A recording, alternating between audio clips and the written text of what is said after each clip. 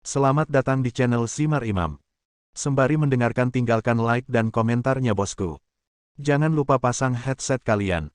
Siapkan kopi dan camilan. Lupakan pahitnya kehidupan. Mari kita dengarkan sambil rebahan. Bab 566. Beberapa orang setuju dengan apa yang dikatakan Chen Feng dan siap meninggalkan istana bawah tanah. Pada saat ini, Jinguji Nagaya menemukan Jinguji Misa sedang duduk di tanah. Jinguji Misa, yang sedang duduk di tanah, mengedipkan mata indahnya, mengagumi penampilan heroik Chen Feng. Dia benar-benar terpesona oleh pesona Chen Feng. Melihat darah di kaki adiknya, Jinguji Yongye mengerti bahwa adiknya terluka. Setelah mendapat izin Gong Yuqianlei, dia menurunkan Gong Yuqianlei dan melangkah maju untuk memeluk adiknya. Meskipun Gong Yuqianlei dibius, dia masih bisa berjalan dengan normal. Saudaraku, jangan peluk aku kotor. Karena dia kencing di celana dan sangat menyadari misofobia kakaknya, Misa Jinguji segera menghentikannya ketika dia sadar kembali.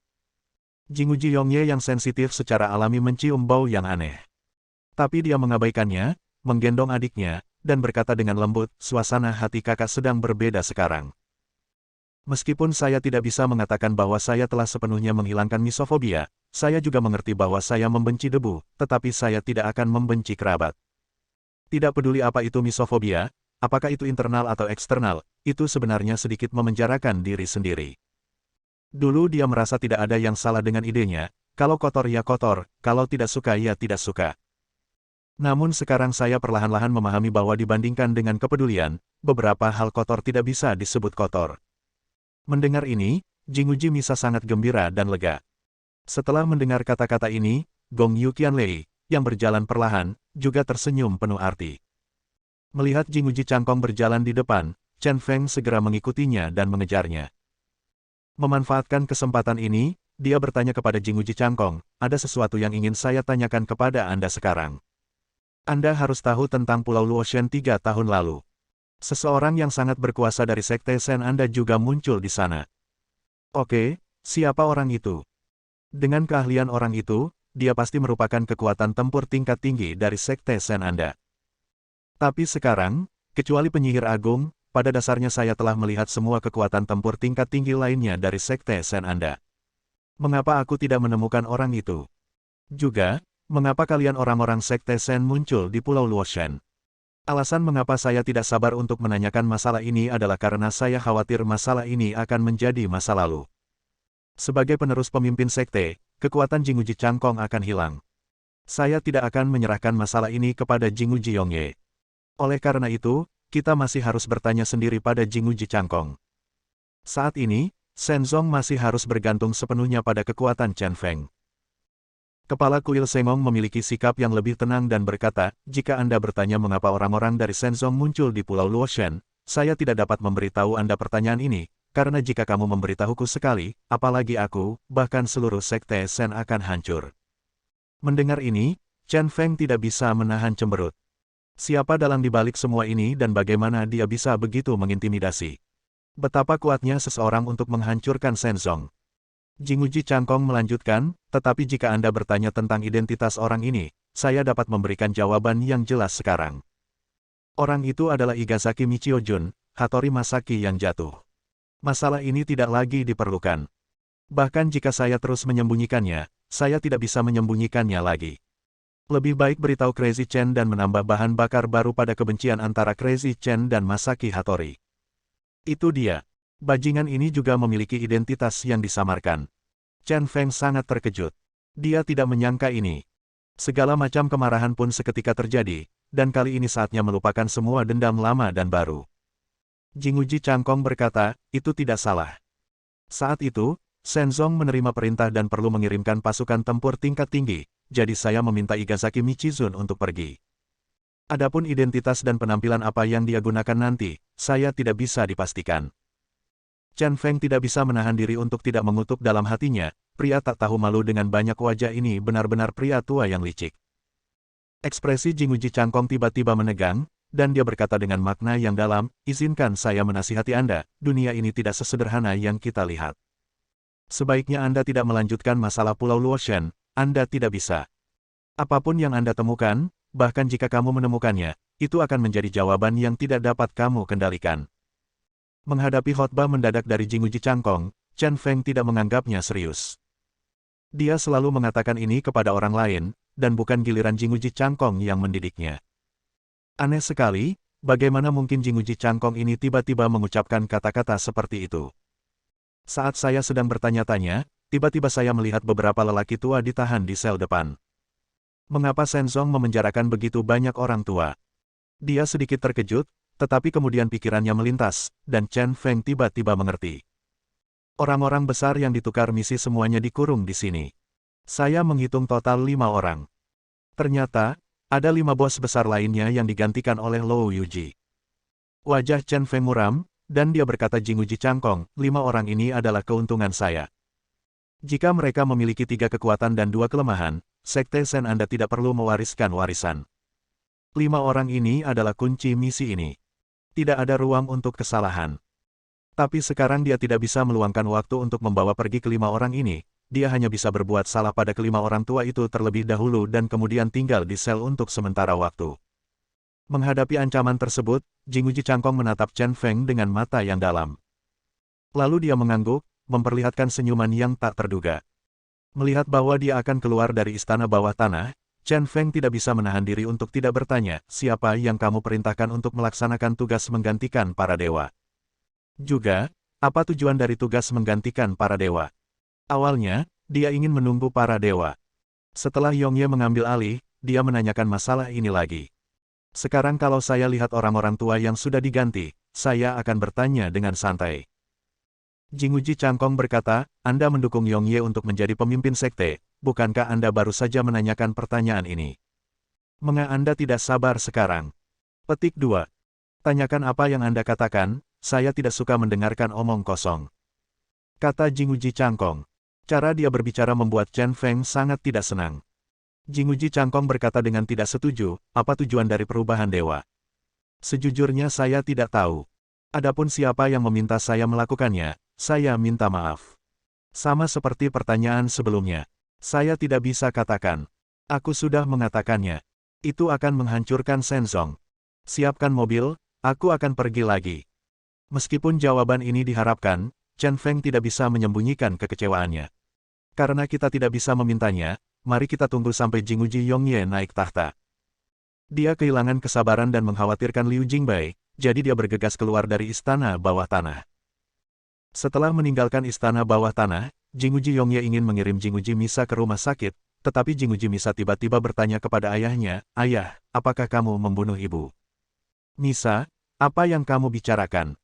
Ibu meninggal secara tidak terduga, bagaimana bisa dibunuh oleh ayah? Jinguji Yongye kaget dan bertanya dengan cepat. Gong Yu Qianlei melirik ke arah Jinguji Changkong, namun melihat sedikit kelembutan di wajah lemah Jinguji Changkong. Sentuhan kelembutan itu tidak terlihat selama hampir 30 tahun. Ayo kita keluar dari lapangan pengajaran. Ada semua penganut sekte Shen di sana. Ada yang ingin saya katakan kepada mereka. Jinguji Changkong tidak menjawab pertanyaan itu secara langsung, tetapi memimpin dengan berjalan keluar dari lapangan pengajaran. Hujan hampir berhenti, dan halaman dipenuhi oleh para pengikut elit Shenzong. Kali ini, pertikaian internal mengenai pemilihan Shenzong menyebabkan manajemen puncak kehilangan hampir setengah dari keanggotaannya.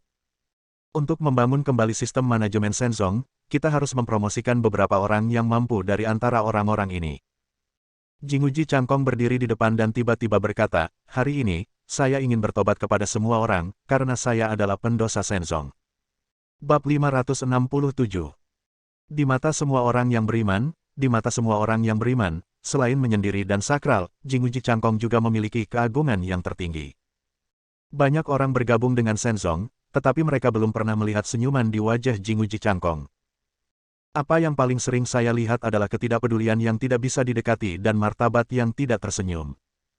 Tapi sekarang langit di atas kuil Jinguji luas, matanya lembut, dan di bawah tubuh genting itu, yang ada hanyalah kerapuhan seorang lelaki tua yang sekarat. Sambil menghela nafas, Jinguji Changkong akhirnya berkata, saya terlalu kuat dan sewenang-wenang dalam hidup saya, dan saya telah menggunakan segala cara untuk mencapai tujuan saya, yang menyebabkan saya kehilangan banyak hal yang berharga. Sampai tubuh saya tidak bisa lagi dukung ambisiku. Baru saat itulah aku menyadari betapa konyolnya hal-hal yang aku kejar sebelumnya. Lebih dari 30 tahun yang lalu, Jinguji Changming dan aku bersaudara, tapi kami bertarung secara terbuka dan diam-diam untuk posisi Master Sekte. Akhirnya, untuk memenangkan posisi pemimpin Sekte, saya meminta Gong Yuqianlei, pelindung Sekte Hua, untuk mengganti pelindung dengan metode penyamaran, dan kemudian saya mendapat posisi pemimpin Sekte. Ini yang paling memalukan hal yang pernah saya lakukan. Kejadian ini juga telah mencoreng keyakinan tertinggi Shenzong. Begitu kata-kata ini keluar, semua orang terkejut dan membuat keributan. Tak seorang pun mengira pemilu lebih dari 30 tahun lalu akan menyembunyikan pemandangan kelam seperti itu. Pemimpinnya sebenarnya adalah pemimpin sekte besar yang mereka percayai selama bertahun-tahun. Pakaian neon merah Gong Yuqianlei bergoyang, dan temperamennya melayang. Namun ketika dia mendengar Jinguji Changkong menyebutkan kejadian masa lalu lagi, ekspresinya menjadi sedikit tertekan. Tahukah Anda, saat itu dia hanya bisa dianggap sebagai wanita yang berselingkuh dengan Jinguji Changkong, karena Jinguji Changkong sudah menikah dengan istrinya saat itu. Meskipun Jinguji Changkong menipunya, dia tetap tersesat di kemudian hari. Kenangan ini membuatnya sangat patah hati. Apalagi sekarang, aku selalu merasa kasihan pada Jinguji Yongye. Jangan terlalu memikirkannya, ini sudah berakhir. Tapi saat dia merasa tidak nyaman, sebuah tangan hangat dengan lembut memegangnya. Dia melihat ke samping dan melihat senyum putih bersih Jinguji Yongye. Saya sedang tertekan. Segera, dia juga tersenyum. Ya, dia selalu takut Jinguji Yongye tidak akan bisa menerima hal-hal ini. Sekarang Jinguji Yongye telah menerimanya, apa alasannya dia harus berpegang teguh pada masa lalu? Lega. Selamat datang di perdamaian. Jinguji Changkong terus menceritakan, tetapi karena hal tercela ini, segala macam hutang telah ditanggung untuk masa depan. Soal pelindung yang menyamar itu akhirnya diketahui oleh kepala kuil Jinguji. Dia marah besar dan memimpin banyak orang tinggi anggota Shenzong yang berpangkat tinggi ingin memecat saya. Untuk mempertahankan posisi saya melakukan hal tercela kedua dan menyakiti seorang wanita. Saya tahu bahwa Yang Mulia Kaisar mendambakan kecantikan Gong Yuqianlei, dan kemudian berbohong Gong Yuqianlei melayani Yang Mulia Kaisar sepanjang malam, dan akhirnya menerima perlindungan Yang Mulia dan mengamankan posisinya sebagai pemimpin sekte. Orang-orang percaya di halaman sekali lagi dikejutkan oleh kata-kata kepala kuil Jinguji. Siapa yang mengira bahwa hal buruk seperti itu akan terjadi pada kecantikan abadi yang legendaris, kaisar, dan pemimpin sekte Shen? Itu hanyalah dosa. Gong Yuqianlei gemetar, dan suasana hatinya kembali berfluktuasi. Saat itu, dia terlalu bodoh dan naif, dan jatuh ke dalam perangkap Jinguji Changkong. Dengan bodohnya dia menghabiskan sepanjang malam bersama kaisar, hanya untuk mencari jalan keluar bagi suaminya. Tapi pada akhirnya, apa yang pria itu lakukan padanya? Buang seperti sepatu usang. Sebaliknya, dia meninggalkan istrinya yang sudah menikah demi dia. Benih-benih kebencian pun ditanam saat itu. Ketika kemarahan melonjak ke titik tertinggi, tiba-tiba ada arus hangat yang dengan lembut meredakan semua kemarahan. Perlahan, pikirannya kembali tenang, dan dia memegang erat tangan Jinguji Yongye dengan kuat. Dia tahu bahwa Jinguji Yongye lah yang menenangkan emosinya. Jinguji Changkong melanjutkan, semua ini untuk status tertinggi dari Master Sekte. Saya telah memperolehnya. Satu orang lebih rendah dari 10.000 orang. Namun, di dunia, ada reinkarnasi dan semua kejahatan pada akhirnya akan dihargai, dan pembalasanku juga telah datang. Suatu hari, tanpa sengaja aku mengetahui bahwa putra keduaku, Jinguji Harumi, bukanlah putraku. Dengan marah, aku menangkap istriku dan menginterogasinya untuk mendapatkan pengakuan, namun aku tidak melakukannya. Tanyakan padanya apa yang sebenarnya. Sobat, pada akhirnya, demi harga diriku sendiri, aku melemparkan istriku ke dalam perangkap yang fatal. Nisa Jinguji, yang duduk di samping, menangis dan berteriak, "Ayah, kamu membunuh ibu, mengapa apakah kamu melakukan ini, kenapa?" "Ayah, kamu kejam sekali." Suasana hati Jinguji Yongye juga menjadi marah. Semua otot di tubuhnya bergerak-gerak, dan tidak peduli seberapa banyak Gong Yuqianlei menghiburnya, dia tidak bisa berhenti. Puff. Tapi saat ini, Jinguji Changkong tiba-tiba berlutut. Dia bersujud dalam-dalam, terisak-isak, dan berkata dengan sedih, "Kemudian saya mengetahui bahwa istri saya tidak mengkhianati saya, tetapi Jinguji Changning datang untuk membalas dendam kepada saya. Dia menyamar sebagai saya dan mempermalukan saya. Dia menikahi istri saya dan membiarkan istri saya melahirkan Harumi Jinguji. Semua dosa adalah kesalahanku. Aku tidak sepenuhnya menyesalinya sampai aku jatuh sakit parah. Demi kekuasaan, aku menyakiti mereka yang, semuanya adalah cinta sejatiku." Dan kebencian ini pembalasan telah diturunkan dari generasi ke generasi. Saya pernah berpikir bahwa membiarkan Harumi berhasil sebagai pemimpin sekte akan menjadi cara bagi saya untuk menebus kesalahan yang saya lakukan saat itu. Tetapi sekarang, semuanya kesalahan telah berkembang menjadi bunga jahat. Kepala kuil Jinguji belum mati, dia memanipulasi pemilihan, dan membunuh banyak dekan dan pelindung. Dia telah menjadi iblis, dibutakan oleh kebencian.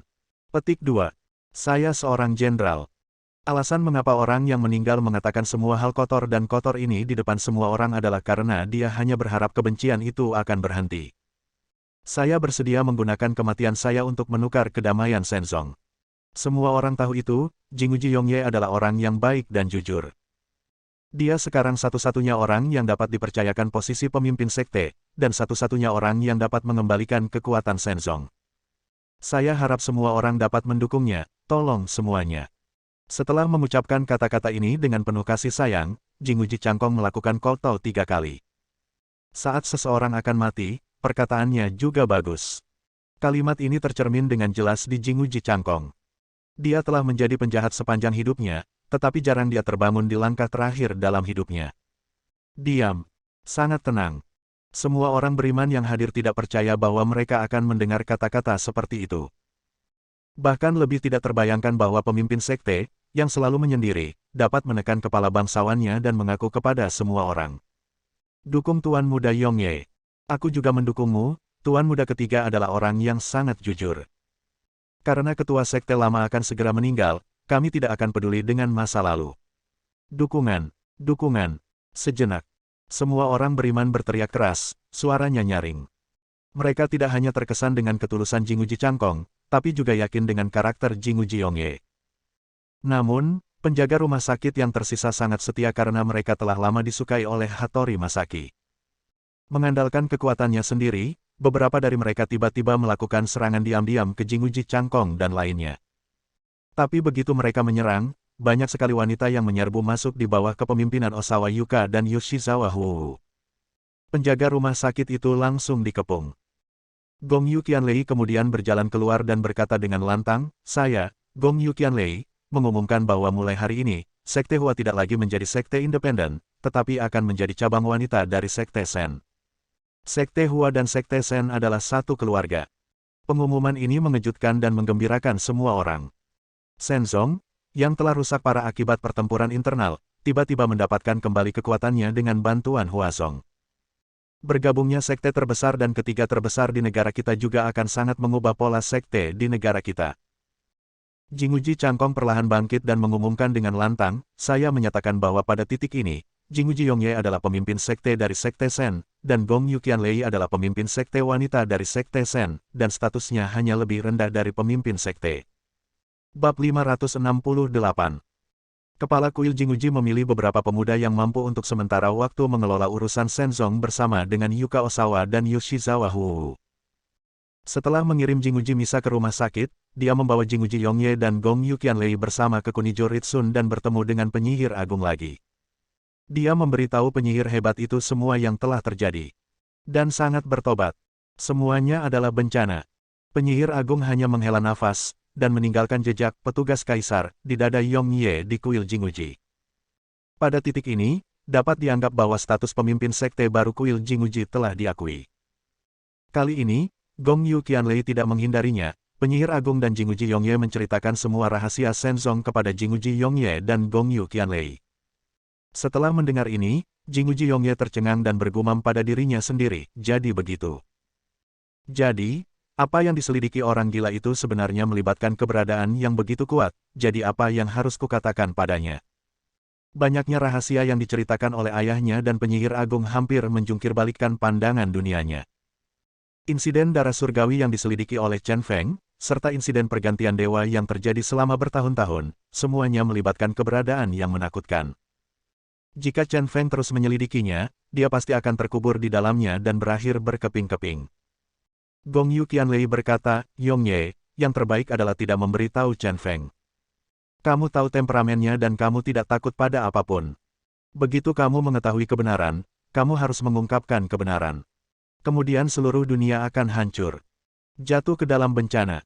Bukan saja kamu tidak tahu, tapi kamu harus membujuk dia untuk berhenti menyelidiki insiden darah langit. Jinguji Changkong juga berkata, itu benar, kamu tidak tahu. Jika kamu mengatakannya, yang pertama akan dihancurkan.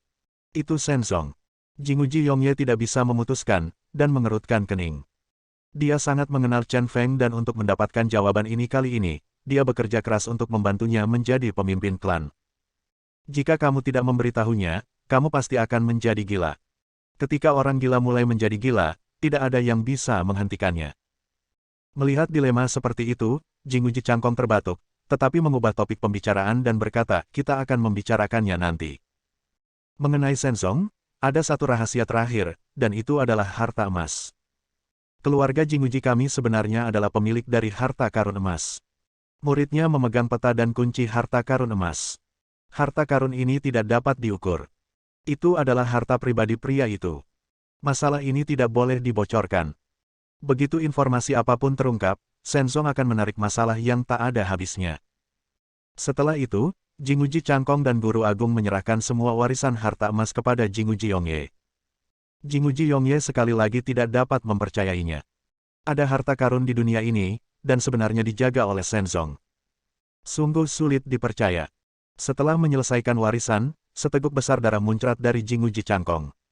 Dia terus menahan nafas terakhirnya, tapi setelah semuanya selesai, dia tidak bisa menahannya lagi. Wajahnya pucat dan suaranya bergetar, Jinguji Changkong tertawa dengan mulut penuh darah. Pahlawan seumur hidup, namun ia tidak bisa lepas dari siklus hidup dan mati. Dia berkata kepada Jinguji Yongye dan Gong Yu Qianlei, hubungan kalian berdua tidak normal di mata orang luar. Awalnya, aku hanya takut Gong Yu Qianlei akan mendekati Yongye untuk membalas dendam padaku, tapi sekarang aku mengerti, kalian benar-benar mencintai satu sama lain. Lupakan saja, sebagai sesepuh, aku akan memberkatimu. Biarkan semua dendam berakhir. Dalam teriakan Jinguji Yongye, Jinguji Changkong, dia meninggal selamanya, dengan tatapan tenang di wajahnya setelah kematian. Pada saat itu, Qianlei hanya bisa merasakan sedikit kesedihan. Setelah Kirigaku Zaizu dan Hattori Masaki jatuh ke dalam perangkap, mereka masing-masing menggunakan cara yang bagus untuk mendarat dengan selamat. Kirigaku Zaizu buru-buru melepaskan ikatan talinya, dan Hattori Masaki menjaga jarak aman. Kekuatan kakak laki-lakinya membuatnya ketakutan. Hattori Masaki sangat marah dan mengutuk Kirigaku Zaizu, kamu bajingan, dan kamu menentangku demi seorang wanita. Jangan lupa, aku memberi wanita itu pil Kyoho selama 4 jam. Pada akhirnya, kamu akan mati karena nafsu. Hanya berhubungan seks yang bisa menghilangkan nafsumu. Awalnya, kamu mematuhiku, dan ini adalah hadiah yang kutinggalkan untukmu, tetapi kamu tidak tahu harus berbuat apa dan bersikeras melawanku. Tunggu sebentar, ada 36 muridku di Istana Jinger. Murid laki-laki, setelah obatnya bekerja, kamu akan menyesalinya seumur hidupmu. Alasan mengapa Liu Jingbai ditipu untuk pergi ke Igain pada saat itu adalah untuk menahan Chen Feng dan Kirigaku Zaizu. Tanpa diduga, Kirigaku Zaizu didiagnosis menderita kanker dubur, dan dia dimasukkan ke dalam perangkap bawah tanah, menjadikan pembatasan tersebut hanya omong kosong. Benarkah, menurutmu aku tidak menginginkan Jingbai? Namun, ramalanmu sepertinya tidak akurat. Putri kananku pasti tidak akan menyukaiku. Dalam hati Jingbai, dia hanya memiliki saudara laki-lakinya Chen. Kirigaku Zaizu berkata dengan lemah. Berkali-kali, dia sangat iri pada Chen Feng, mengapa Jingbai bisa begitu tergila-gila padanya. Dan suatu ketika, dia masih berfantasi tentang ramalan dan dengan bodohnya menunggu hari ketika Jingbai berubah pikiran. Baru tadi malam, dengan tetesan hujan dan kata-kata Jingbai, dia akhirnya menyadari kebenarannya. Saudara Chen berkata bahwa dia akan berjanji untuk bersamaku ketika dia meninggalkan Jepang, jadi aku harus menunggu saudara Chen kembali dengan selamat. Tahukah kamu? Aku diam-diam meninggalkan cincin di B dan B terakhir kali. Aku yakin saudara Chen sudah mengambilnya, tapi dia tidak mengatakan apapun tentang itu, dia pasti menunggu untuk mengejutkanku. Pada saat itu, dia melihat kebahagiaan yang belum pernah dia lihat sebelumnya di wajah Jingbai. Itu adalah sesuatu yang tidak bisa dia berikan sama sekali. Dalam kehidupan ini, Jingbai mungkin memperlakukannya seperti adik laki-laki.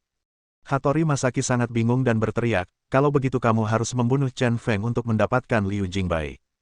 Mengapa kamu membantu Chen Feng berurusan denganku? Sungguh, kamu tidak mengerti.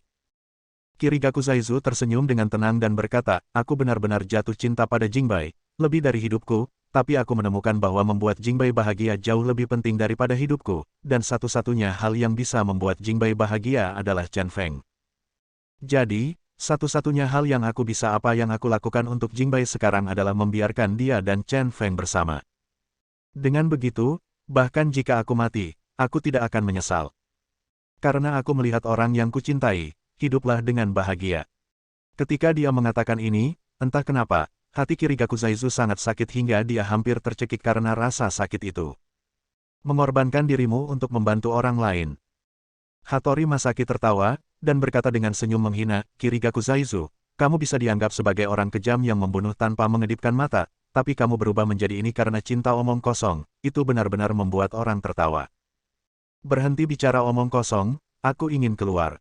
Setelan ninja yang kamu kenakan memiliki mekanisme yang bisa terbang tinggi. Apakah kamu ingin melepasnya sendiri, atau haruskah aku membunuhmu lalu melepasnya? Aku tidak tahu bagaimana si cabul Chen Feng itu memanjat. Tapi dia tidak bisa memanjat dinding yang licin itu. Satu-satunya cara sekarang adalah mengenakan seragam ninja Kirigaku Zaizu dan menggunakan ninjutsu untuk melarikan diri. Begitu dia melarikan diri, tidak ada yang bisa melakukan apapun padanya. Sungguh, kakak senior, meskipun aku tidak bisa mengalahkanmu, tapi demi tuanku yang sudah mati dan untuk mengulur waktu bagi Chen Feng untuk menyelamatkan Jingbei, aku hanya bisa bertarung denganmu dengan seluruh kekuatanku. Kirigaku Zaizu mengeluarkan kunai dan menantikan kematian. Padahal, sejujurnya, dia selalu ingin merasakan seseorang yang dekat dengan Dewa Ninja. Bab 569. Kirigaku Zaizu menutupi lengannya yang berdarah dan tersentak. Dari pertempuran sengit di jebakan hingga lorong dan kemudian ke tepi gorong-gorong. Dalam waktu kurang dari 20 menit, dia dikalahkan. Dan itu adalah kekalahan telak, kekalahan yang membawa malapetaka. Di sisi lain, Hattori Masaki berhasil hampir tanpa damage sama sekali. Dia benar-benar tidak percaya Hattori Masaki begitu kuat. Menggunakan kunai saja sudah cukup untuk melukainya yang bersenjata lengkap. Kesenjangan ini hanya mempermalukannya. Adik laki-laki, 10 tahun yang lalu lelaki tua Igasaki Michiojun, yang dikenal sebagai ninja terbaik di negara Jepang, bukanlah tandingan bagiku. Sekarang, tapi 10 tahun kemudian, aku bahkan lebih kuat. Hanya ada sedikit orang di seluruh negara Jepang siapa yang bisa.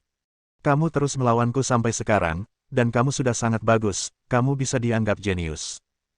Hattori Masaki mengibaskan darah kunai dan mencibir. Apa yang dia katakan bukanlah kebohongan besar, tapi kebenaran yang sebenarnya. Di seluruh negara Jepang, kecuali pengawal kaisar dan guru besar Senzong, tidak ada yang perlu ditakuti. Sungguh, bagaimana kamu bisa begitu kuat? Sekarang aku bahkan ragu apakah White Despair adalah lawanmu. Kirigaku Zaizu tersentak. Meski enggan menyerah, ia tetap tak mampu melakukannya. Saya pernah berpikir bahwa dia sangat berbakat dalam ninjutsu, dan ditambah dengan latihan kerasnya, dia hampir tidak terkalahkan. Sekarang nampaknya bakatnya terlalu biasa-biasa saja dibandingkan dengan Hattori Masaki. Faktanya, perasaan tertekan dan misteri Hattori Masaki saat ini lebih kuat daripada yang diberikan Chen Feng kepadanya. Setidaknya, dia masih merasa memiliki kekuatan untuk melawan Chen Crazy, namun menghadapi Hattori Masaki, dia tidak memiliki peluang untuk menang dan hampir hancur total. Kirigaku Zaizu, sekarang aku memberimu satu kesempatan terakhir. Jika kamu berubah pikiran, aku bisa melupakan kesalahanmu. Liu Jingbei itu masih di istana Jinger dan akan menjadi milikmu kapan saja. Hanya ada satu hasil, dan itu adalah kematian. Kamu harus berpikir jernih. Sejujurnya, Hattori Masaki sangat enggan membiarkan Kirigaku Zaizu mati. Di seluruh Igain, dan bahkan di desa ninja, di antara generasi muda, hanya Kirigaku Zaizu lah satu-satunya yang memiliki kemungkinan menjadi tenin. Jika dia meninggal, dia tidak akan memiliki ahli waris. Sungguh. Nafas Kirigaku Zaizu perlahan menjadi lebih tenang. Seluruh tubuh benar-benar rileks. Pikirannya tiba-tiba kembali ke beberapa tahun yang lalu. Sepertinya aku melihat penduduk desa membunuh ayahku lagi. Sepertinya aku melihat ibuku digantung dengan tali di depan pintu rumah lagi. Sepertinya aku melihat kunai menembus tubuh adikku lagi. Bunga api merah bermekaran di lembah, sungguh indah. Liu Jingbei mengambil satu, berbalik dan melambai padanya, lalu berkata, Kirigaku, kamu tidak punya keluarga lagi. Jika memungkinkan, aku akan menjadi keluargamu. Ngomong-ngomong, aku bisa menjadi saudara perempuanmu. Panggil aku saudara perempuan. Ayolah. Klik. Nubuatan dan ramalan tidak pernah dapat diandalkan. Tidak ada gadis yang tepat. Namun, Liu Jingbai memang kerabatnya yang sebenarnya. Aku telah melakukan banyak hal untukmu selama bertahun-tahun, dan aku telah membunuh banyak orang, dan aku akan menjadi mesin pembunuh tanpa emosi. Tapi, bagaimanapun juga, aku tetaplah manusia. Sebagai manusia, saya tidak bisa lepas dari emosi. Liu Jingbai adalah wanita yang kucintai. Satu-satunya motivasi bagiku untuk hidup sekarang adalah membuat Liu Jingbai bahagia. Untuk ini, aku bisa mempertaruhkan nyawaku. Meskipun kamu sangat kuat, aku tidak punya peluang untuk menang melawanmu. Namun, aku bisa menggunakan hidupku sebagai ganti waktu Bai Despair untuk menyelamatkan Liu Jingbai. Kirigaku Zaizu mengeluarkan pedang ninja dari setelan ninjanya dengan tangan kanannya, melihat saat kematian dengan kedua mata. Dia telah memutuskan untuk memperjuangkan Liu Jingbai. Ini juga merupakan pertempuran terakhir dalam hidupnya. Chen Feng, Jingbai akan diserahkan padamu. Jika kamu mengkhianatinya, aku tidak akan pernah membiarkanmu pergi. Dengan raungan, dia terbang ke depan dengan pedang ninja di tangan. Bagus sekali, idiot besar. Hattori Masaki tidak bisa memahami tingkah laku Kirigaku Zaizu. Menurutnya, Kirigaku Zaizu benar-benar seperti orang idiot besar. Dia tidak punya ide lagi, dia memutar kunai di tangannya, dan lengan lembutnya melingkari pedang ninja seperti bunga. Akhirnya, dia mencapai pergelangan tangan Kirigaku Zaizu. Kunai tajam itu segera menyapu pergelangan tangan Kirigaku Zaizu. Kirigaku Zaizu merasakan sakit dan menjatuhkan pisaunya. Saat mereka berdua berpapasan, kunai Hattori Masaki melintas di wajah Kirigaku Zaizu lagi. Belah wajah Kirigaku Zaizu. Bekas lukanya dalam, langsung dari pipi hingga mata merah. Penglihatan Kirigaku Zaizu diwarnai dengan warna merah cerah. Itu adalah mata adikku. Saat itu, dia tiba-tiba melihat adiknya berlari ke arahnya di depan gubuk di lembah. Adikku tersenyum cerah dan memegang bunga merah favoritnya di tangannya. Sialan. Sebuah kekuatan yang kuat tiba-tiba keluar dari tubuhnya. Tangan kanan Kirigaku Zaizu yang gemetar memunculkan banyak tali logam tipis. Dia mengikat salah satu ujungnya ke tubuhnya, lalu menukik ke bawah dan memeluk tubuh Hattori Masaki. Bodoh sekali, lepaskan. Hattori Masaki mengambil kunai tersebut, terus memasukkannya ke dalam tubuh Kirigaku Zaizu, lalu menariknya keluar. Setelah mengulanginya 7 atau 8 kali, dia melihat orang di bawahnya sudah berhenti bergerak. Baru kemudian dia berhenti dan memeriksa denyut nadi Kirigaku Zaizu. Dia menemukan bahwa pihak lain sudah mati dan darahnya telah menodai seluruh tanah. Kirigaku Zaizu sudah mati. Di saat-saat terakhir, gunakan seluruh tenagamu untuk menghadirkan secercah harapan kebahagiaan bagi orang-orang yang kamu cintai. Dia akhirnya menemukan bahwa memberi terkadang membuat orang merasa nyaman. Karena Anda tidak bisa mendapatkannya, Anda harus tenang.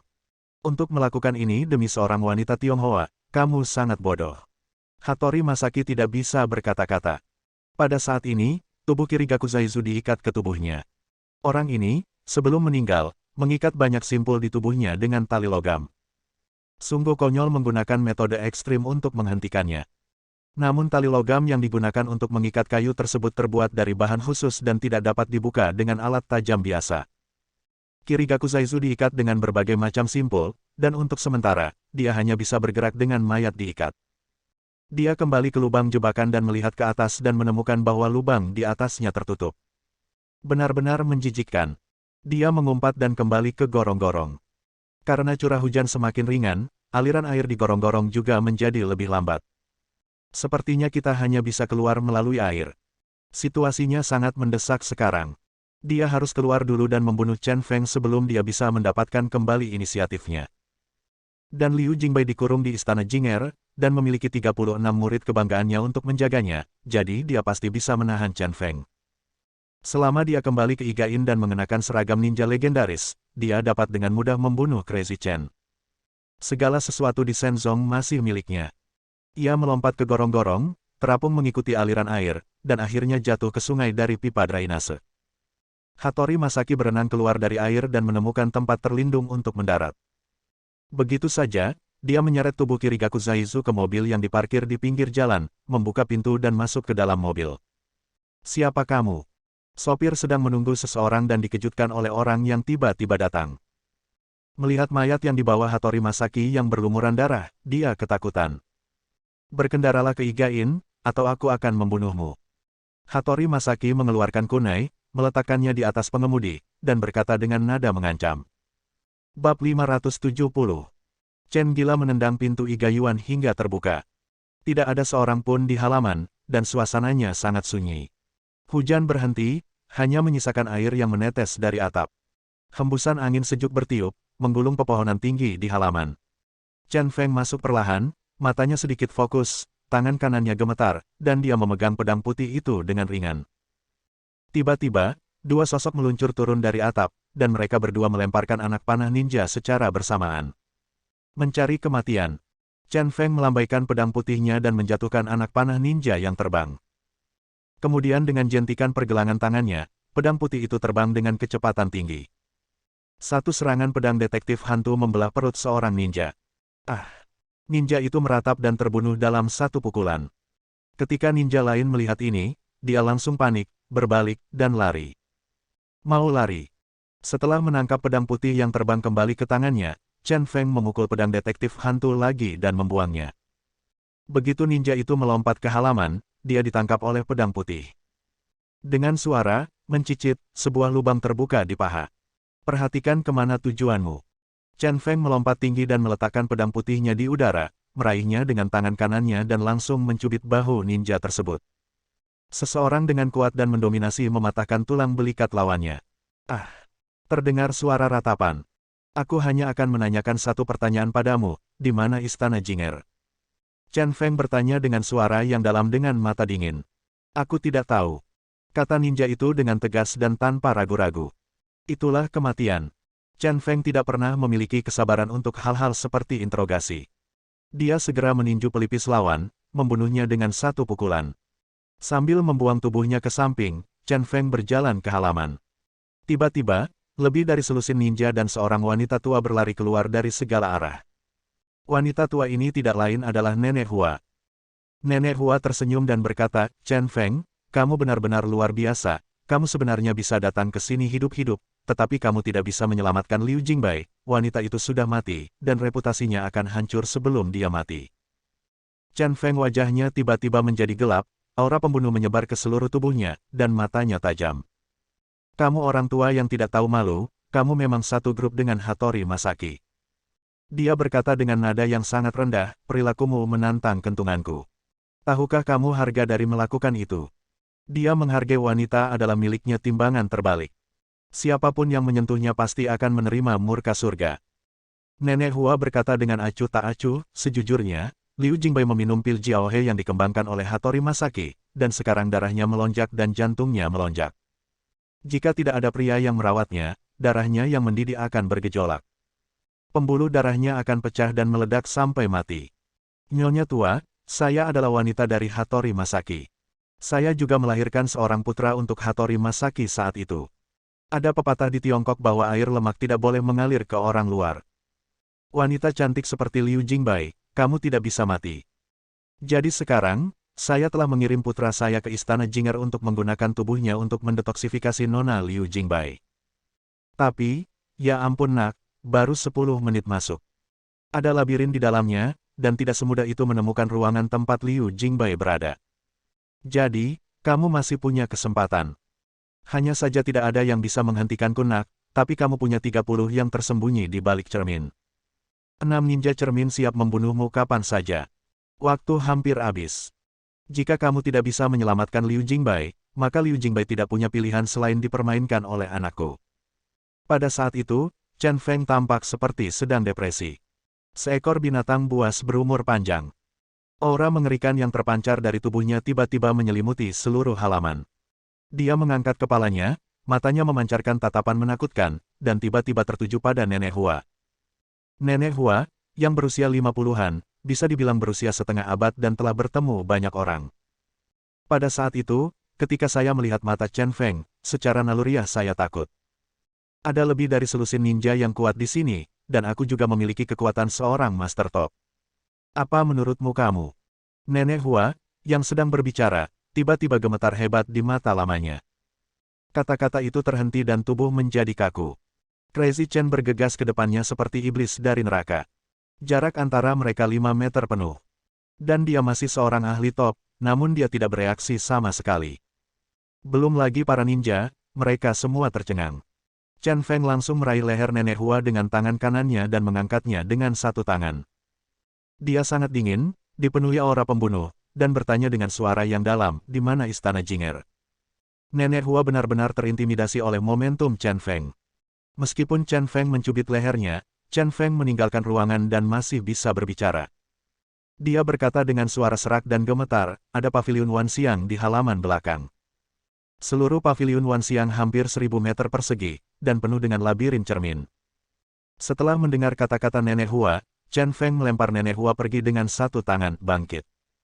Segera, bilah putih di tangan kanannya berkilat, dan dia menghunus 4 pisau dengan kecepatan tinggi. Keempat pisau ini secara akurat memotong pergelangan tangan dan pergelangan kaki Nenek Hua. Ah! Nenek Hua meratap dan langsung jatuh ke tanah, tidak bisa bergerak. Sungguh tragis. Waktu hampir habis, Chen Feng mengabaikannya dan langsung bergegas ke halaman belakang. Di belakangnya, tangisan tragis Nenek Hua datang, putih keputusasaan, kamu pasti akan menyesalinya. Selusin ninja itu tidak mengejar, dan bahkan jika mereka mengejar, mereka hanya akan mati. Begitu saja, Chen Feng mengambil beberapa lompatan ke pintu belakang dan menendang pintu halaman belakang hingga terbuka. Ternyata halaman belakangnya adalah hutan kecil, dan terdapat sebuah gua unik jauh di dalam hutan. Saya melihat deretan bungalau mirip gudang, tergeletak rata di tengah hutan, ukurannya cukup besar. Chen Feng menebak bahwa tempat itu seharusnya adalah istana Jinger, jadi dia mempercepat langkahnya dan langsung menuju ke sana. Benar saja, ketika saya mendekat, saya melihat bahwa itu adalah sebuah bangunan baja datar pendek yang tingginya kurang dari 3 meter. Semuanya dicat putih, dengan 3 karakter paviliun Wanxiang tertulis di atasnya. Tidak dapat mempedulikan hal lain, Chen Feng membuka pintu dan masuk. Setelah sekilas, dia langsung mengerutkan kening.